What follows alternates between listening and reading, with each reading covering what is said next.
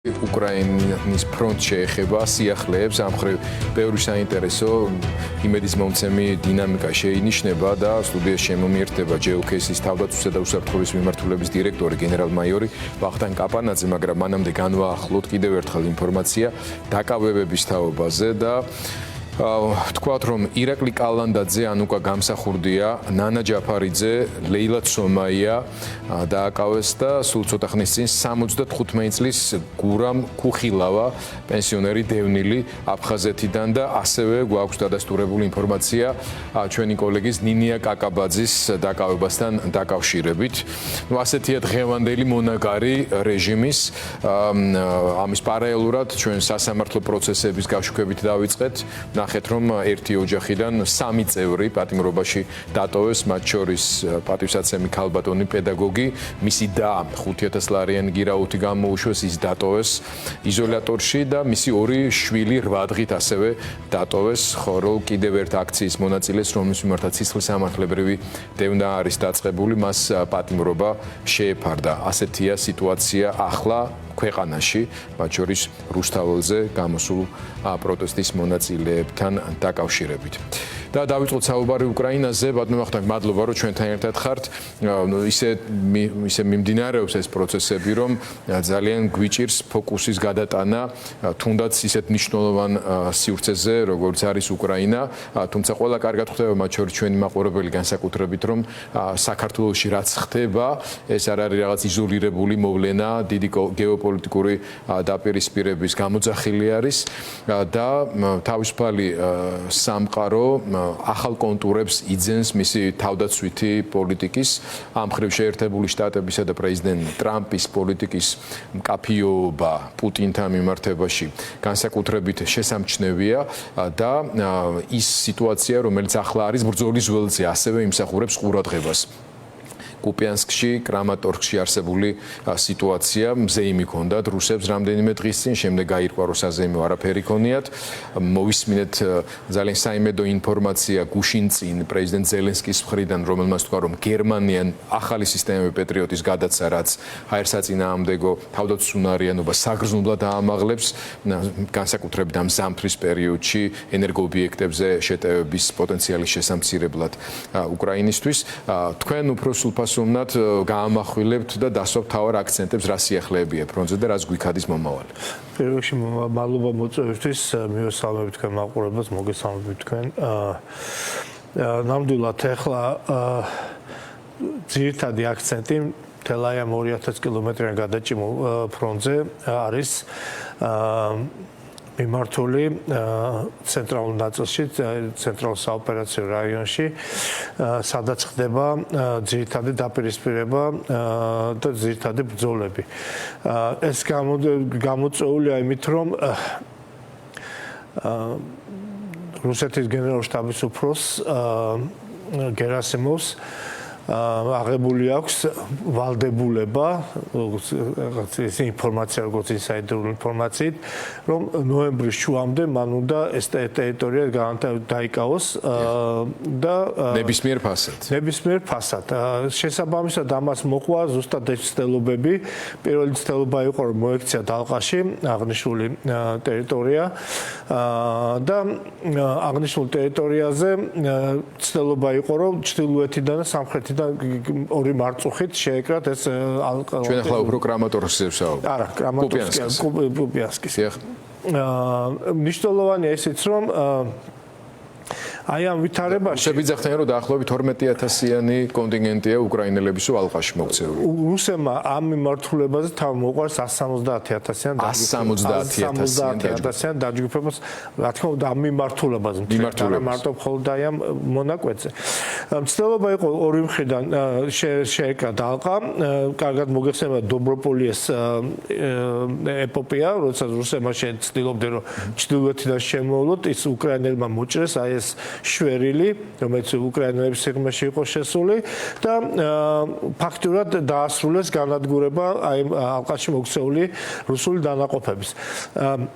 რუსებმა ახლა ცდილობენ სამხრეთი მხრიდან შემოუარონ ამ მიმართულებას, ცდილობენ ქალაქში არის ბრძოლები უკვე, ქალაქში მიმდინარეობს ბრძოლები. ეს ბრძოლები სახლიდან სახლში არის, მაგრამ ის რომ თითქოს და უიმედოდ არის უკრაინელები, ესე არ არის, ვინაიდან ბოლო პერიოდში, დღე გუშინ და დღეს უკრაინელმა შეძლეს გარკვეულწილად გაეუმჯობესებინა თავისი მიმართული, თავისი პოზიციები პოკროვსკზეა, ორი ქალაქი არის პოკროვსკი და მირნოგრადი, აი ამის მიმართულებაზე და აი ამ მიმართულებით ცდილობენ რომ გაუმჯობესონ თავისი ვითარება, თავისი მდგომარეობა ვინაიდან ვერ ხერხდება ალყაში მოქცევა და რუსების მხრიდან ისინი ცდილობენ რომ აი ქალაქს ჩაეჭიდონ, ანგრევებს ჩაეჭიდონ, როგორც წესი ქალაქის დამცველს აქვს დასახლებულ პუნქტის დამცველს აქვს უპირატესობა მის ადგომებამდე. თუ კი მოწინააღმდეგე შეძლებს ქალაქში შესვლას, მაშინ თანამდება მათი პირობები. ეხლა ეს ვითარება თითქოს და ლოკალური არის, თითქოს და რუკას რო გადავხედო დიდი მნიშვნელობის არ არის, ვინაიდან რომც დაკარგოს უკრაინამ ეს რაიონი, ამის გარდა არის კიდევ დრუშკოვკა, კონსტანტინოვკა და იქითკენ კრამატორსკი და სლავიანსკი, რომელიც არის ძალიან ძლიერად გამაგრებული რაიონები. მე ვიძახით თუ კი ის საუბარი იქნება დონბასის აღებას. სამწუხაროდ თუ საბედნიეროდ რუსებისთვის სამწუხაროდ ესე ჩქარა არ ხდება, ვერ ხერხდება და რატომღაც ეჭვი მაქვს ამას გერასიმოვი გადაყვება ამ ვითარებას და სხვათა შორის საუბარი არის მის შემცვლელზეც წარმოშობ უკრაინელზე, რომელიც სუმის ოლქიდან არის, გვარიც რთული გვარიც, ვიქტორ ვიქტორიზე და იმაზე არის საუბარი, ვითომ მის ჩაანაცვლოს შემდგომში გერასიმოვს. ნახოთ, არ ვიცი, მაგრამ ფაქტია ის, რომ ის დაგეგმილი და რამდენჯერმე გაჟღერებული პოკროვსკის აღების და ამ ტერიტორიების აღების, მირგოროდის აღების და ასე შემდეგ, სიმართლეს არ შეესაბამება. შეგვიძლია თქვათ, რომ სიტუაცია გაჭედილია ამ სივრცეშიც კი. თავად პუტინისთვის დიდი მნიშვნელობა ჰქონდა თუნდაც ამ კონკრეტულ ლოკაციაზე გარდატეხის შეტანას განსაკუთრებით ტრამპთან პოზიციონების კვალობაზე, ხო? იმიტომ რომ ტრამპიც იმეორებდა ხოლმე ამ ტექსტებს, რომ რუსეთს აქვს უპირატესობა, რომ ისინი დინამიკაში არიან უფრო და დიდი ქვეყანა და ჰქონდა იმისთვის, რომ მისთვის საჭირო წინასამოლაპარაკებო პოზიციები, ესე ვთქვათ, ჰქონოდა. ამას ვერ მიაღწია ფაქტია და ამ პროცესში გააბრაზა ტრამპი. და აი ამ ცოტა კიდევ უფრო დიდ სურათში რო შევხედოთ ახლა სიტუაციას, მათ შორის ევროპელების მონაწილეობის ხარისხის ზრდას.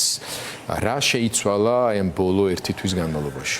იცით რა, ნიშანდობლივი არის ერთი რაღაც. ნუ ჯერ თავიდან მოდი ვთქვათ, რომ ტრამპი ყველანაირად შეეცა და დახმარებდა პუტინს. ამაზე ორი აზრი არ არსებობს, რომ გამოსულიყო ამ რთული ვითარებიდან.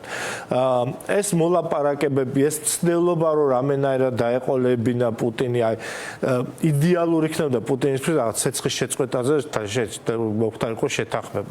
მაგრამ აი ეს სიჯიუტე, რომ აი ეხლა და ის ინფორმაცია რომ ჩვენ ეს ავიღეთ, წინ მივდივართ, ეს როგორც ისიღებდა ამ ინფორმაციებს, გამოიწვია ის რომ პუტინი აღმოჩნდა თავისი გადაწყვეტილებების მძევალი.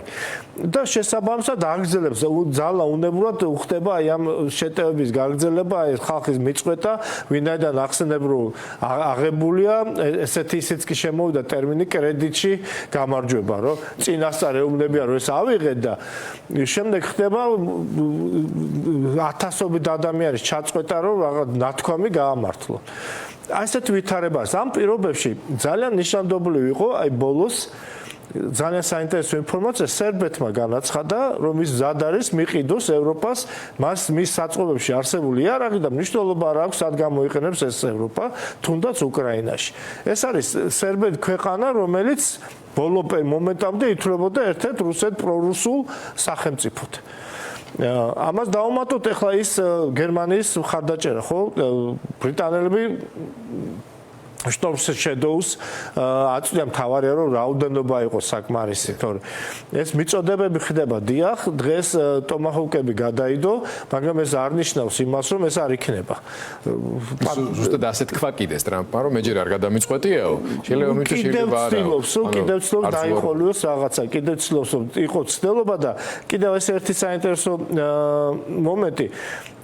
ჩვენ არ ვიცით შეეხლა ზუსტად როგორ იყო და რაზე იყო საუბარი, მაგრამ ჩინეთი და ტრამპის შეხვედრის შემდეგ ძალიან ისეთი იმედის მომცემი განცხადებები გააკეთა ტრამპმა, ხო?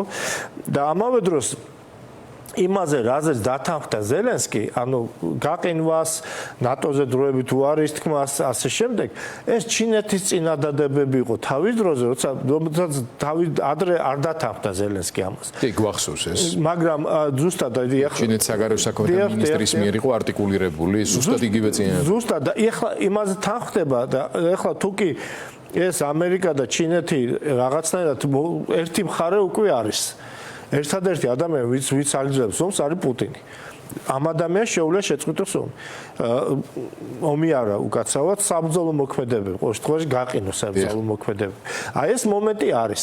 ეს ძალიან საინტერესო ვითარება არის ჩემის აზრით და ძალიან სწორი ნაბიჯია ზელენსკის მხრიდან, ვინაიდან ის ეთანხმება როგორც ამერიკას, ასევე ჩინეთს.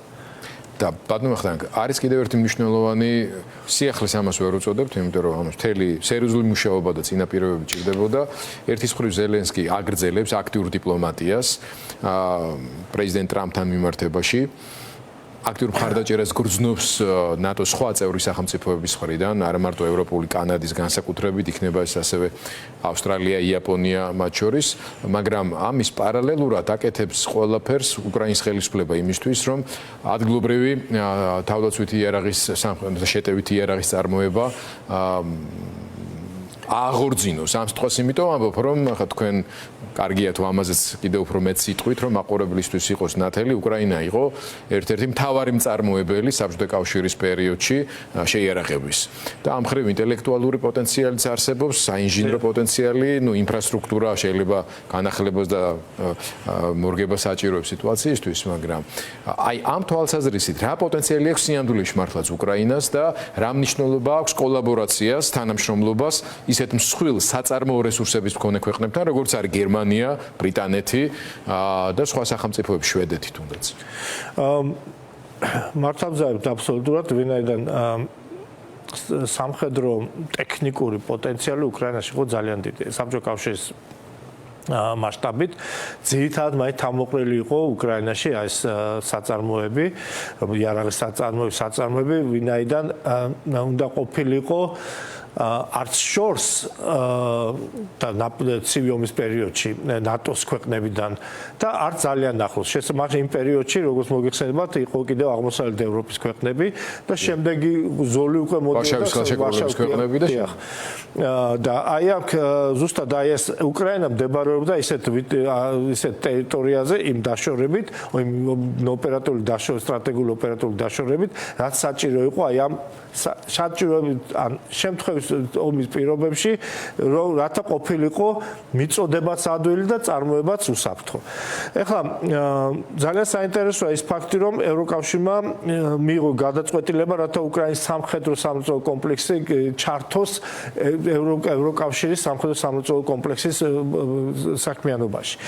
რეინმეტალმა რამოდენიმე საწარმო გახსნა გერმანული გიგანტმა, ამის გარდა დაიწყო წარმოება მხოლოდ უკრაინისთვის წარმოება გარკვეული საარტილერიო საშუალებების საარტილერიო ჭურვების წარმოება მხოლოდ უკრაინისთვის, რათა ეს მარაგები მაქსიმალურად გაზარდოს.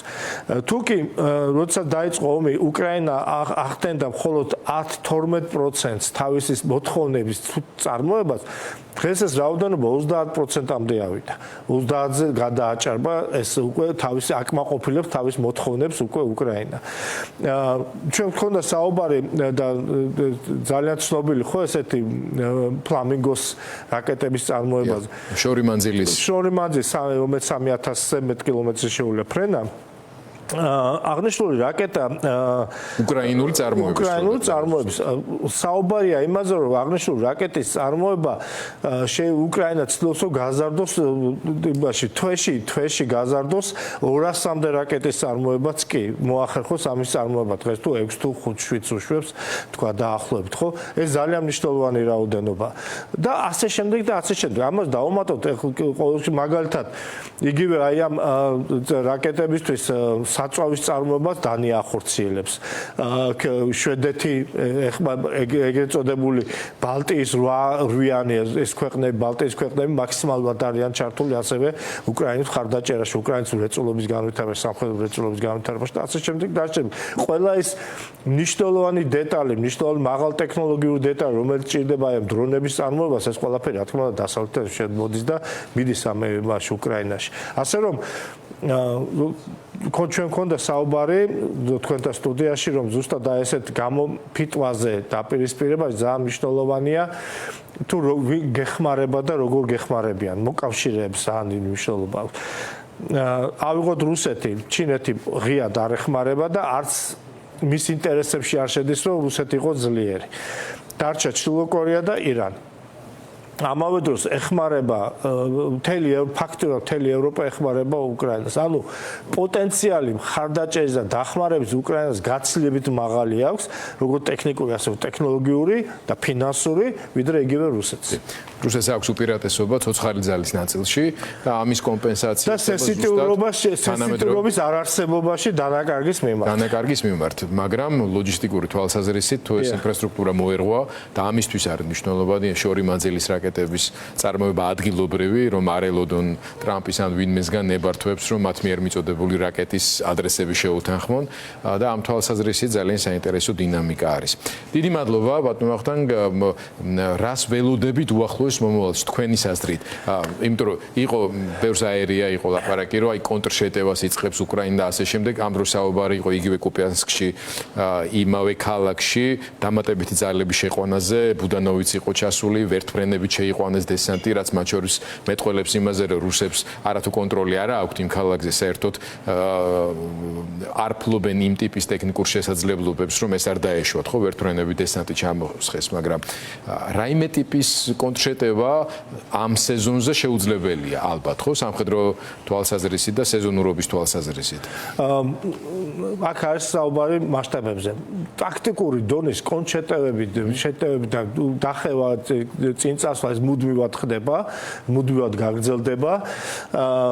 სპეციალური დანიშნულების დანაკლისს, რომელიც აჩვენეს ყოველ შემთხვევაში, რომ ორი თქვა შავი ქორის, ხო?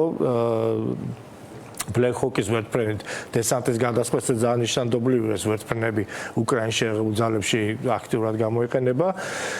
ის 11 ადამიანი, 11 სპეცნაზელი თუ 22 სპეც დანიშნულების მებრძოლი ძალიან დიდი ეჭვი მაქვს, რომ ის იყო უბრალოდ შეულებრივად სახაზო რაღაც ამოცანის შესასრულებლად, ალბათ რაღაც განსაკუთრებული მნიშვნელობის დავალებით იყო შესული ეს დანაყოფი.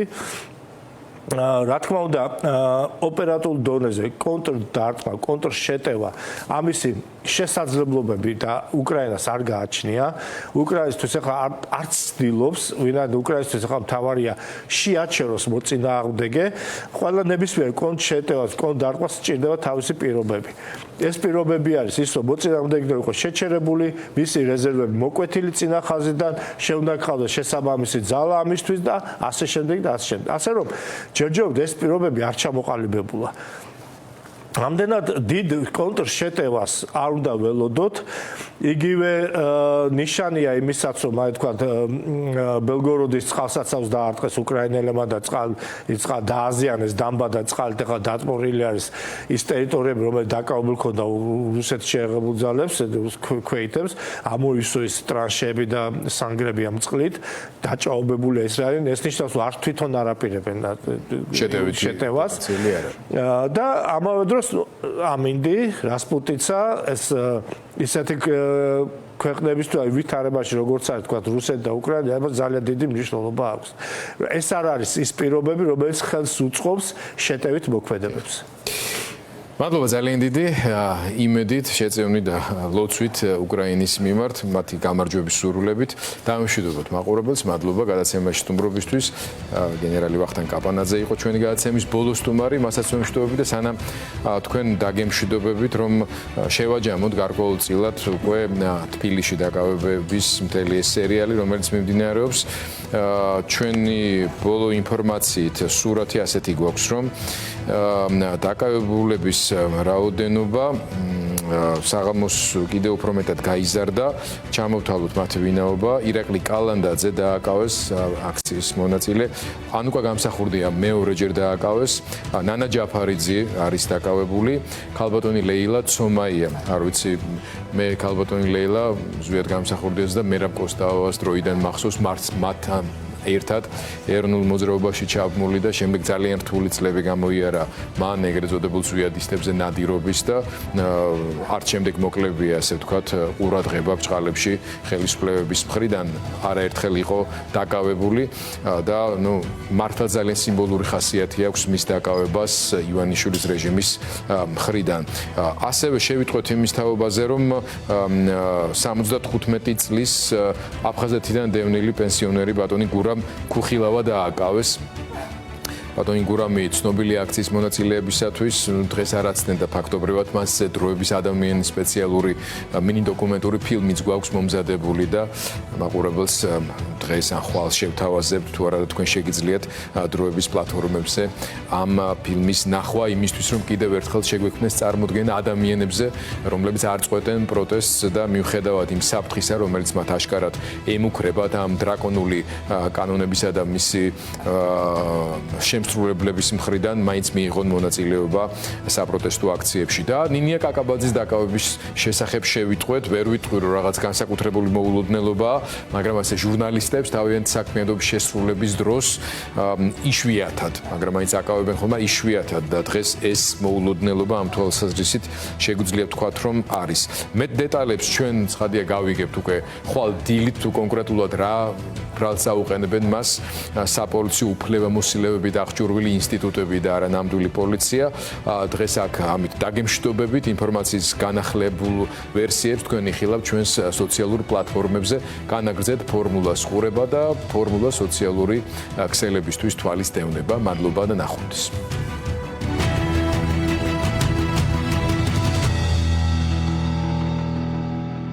ნაწარმოები შეიცავს თამბაქოს ნაწარმის, თამბაქოს აქსესუარის ან მოწყობილობის მოხმარებას. მოწევა ზიანს აყენებს მუცლად მყოფ